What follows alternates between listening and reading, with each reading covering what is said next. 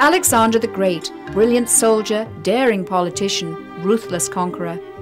During his brief life, he obtained legendary status, acknowledged as son of Zeus in Egypt and recipient of divine honors in Tassos and Rhodes. Under his military leadership, he drastically changed the boundaries of the Greek world as his army pushed into Asia Minor. Alexander was born here in Pella, the ancient capital of Macedonia. As you tour the site with its graceful Ionic columns and exquisite floor mosaics, you can imagine the atmosphere and power of the great imperial court. Here is the marketplace where shopkeepers and citizens haggled over prices. And here Alexander received training as a soldier and was taught by the philosopher Aristotle. His father, Philip of Macedon, masterminded the united Hellenic state and began to lay plans for expansion of the Greek Empire into Asia. Philip never lived to fulfill his dream. In 336 BC, Philip went to Vergina to attend the wedding celebration of his daughter and was assassinated. In 1975, a team of archaeologists led by the late Professor Manilos Andronikos made a startling discovery. It's the first time we find a tomb of a very well-known historical person in Greece, because Philip was one of the biggest and more important kings of Macedonia, not only because he was Alexander's the great father, but because he was a great politician. We entered the tomb from behind, taking off the keystone, as we call the last central stone of the vault. The finds were many and of different kinds. We found them all of them on the floor, but some of them were probably on a table, on a wooden table, which crashed, had been decomposed, so they were fallen down.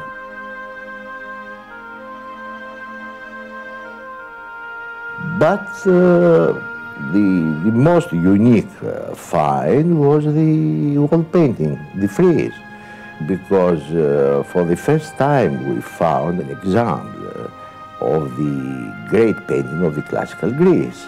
All these Macedonian tombs we found until now were constructed at one stage altogether.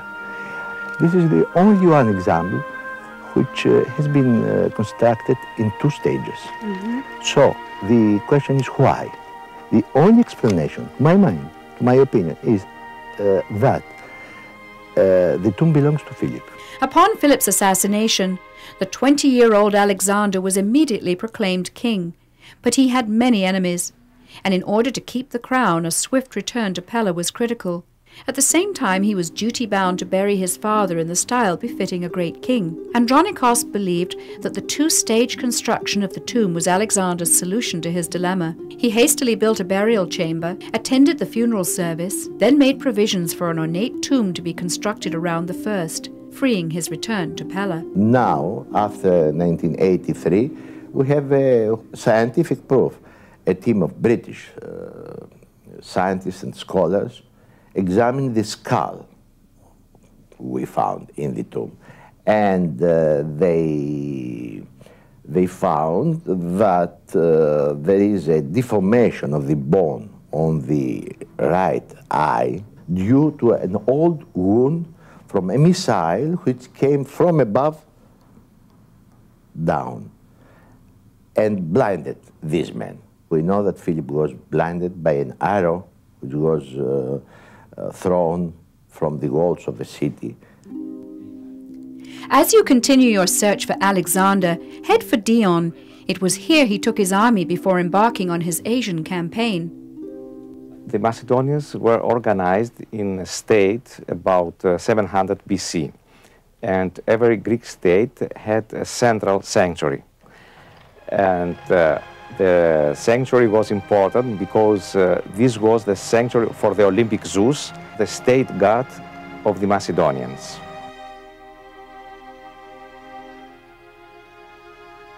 When Alexander was going to war, he would come here and make a sacrifice to Zeus before he left. And perhaps not only in this year, 334, but every year the ancient Macedonians came here, the king with the army, and it was a purification of the army every spring, as we know from Arrian and other authors. This was a regular act to sacrifice before important expeditions.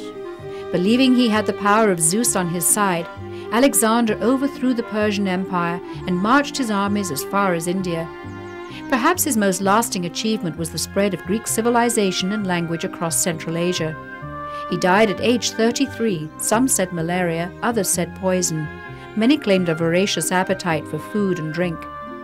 His golden coffin was sent to rest in Alexandria, but to this day the tomb of Alexander the Great has never been found. For more information, visit our website on topoftheworld.net.